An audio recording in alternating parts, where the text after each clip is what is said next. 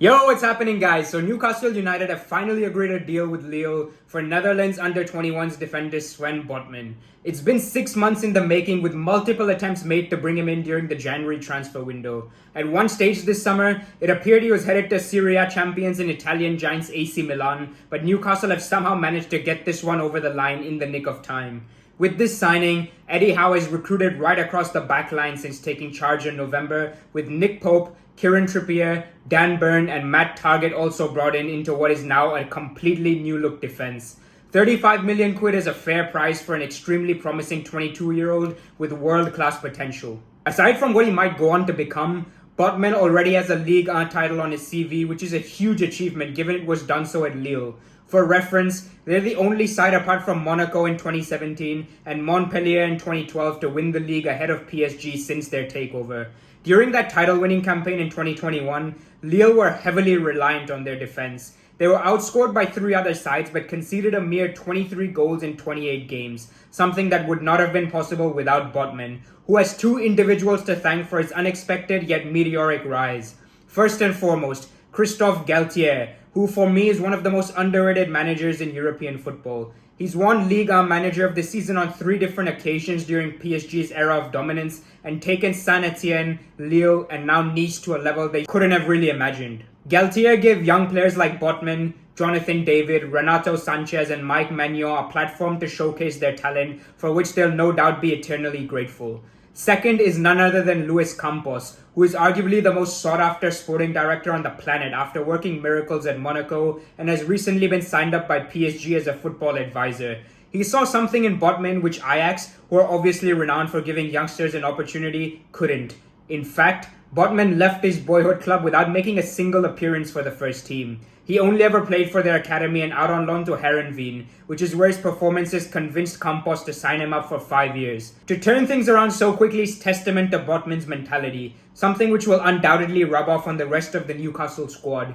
In his own words, Botman claims that he was not born brilliant. Instead, it was his mentality rather than talent which got him to where he is. His idols are Sergio Ramos and Virgil van Dijk, and if he can become half the players those fellas are, then the Toon Army are in for a treat. In terms of his style of play, it's important to note that the Dutchman spent over half his life in Ajax's world-famous academy, which is evident by how comfortable he is on the ball. His technical level is every bit as good as you'd expect from a graduate of that school, and this allows him to receive and distribute possession adeptly with either foot, which helps expand his options in build-up play from the back.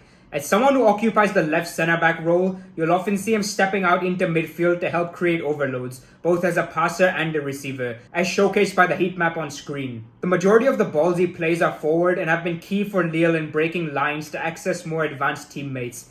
He's also the sort of bloke you wouldn't want to bump into in a dark alley. 6'5" with broad shoulders and long limbs, which towers almost every forward he comes up against. This has its pros and cons. Perhaps the most beneficial aspect of his size and strength is the superiority he enjoys in aerial duels. The man is consistently dominant.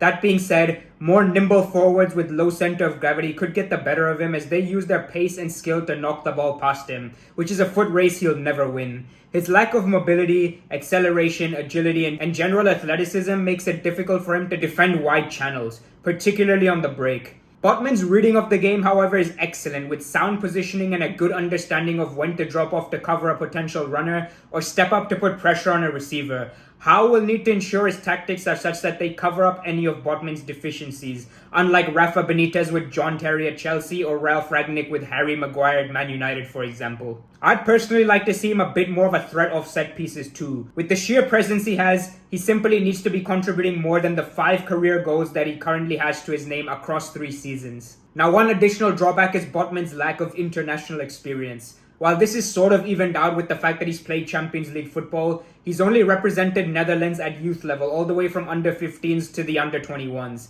But he's yet to be capped for the senior side. Perhaps a guarantee of first-team football is what saw Newcastle win the race to sign him in a World Cup year. It also happens to be something Louis van Gaal takes into consideration very seriously, dropping big names like Gini Wijnaldum from the squad for a lack of minutes and threatening to do the same with Julian Timber if he moves to Man United and doesn't get game time. That being said, Botman is still only young, so he'll have plenty more opportunities to be part of major tournaments in the future should he continue developing at his current rate.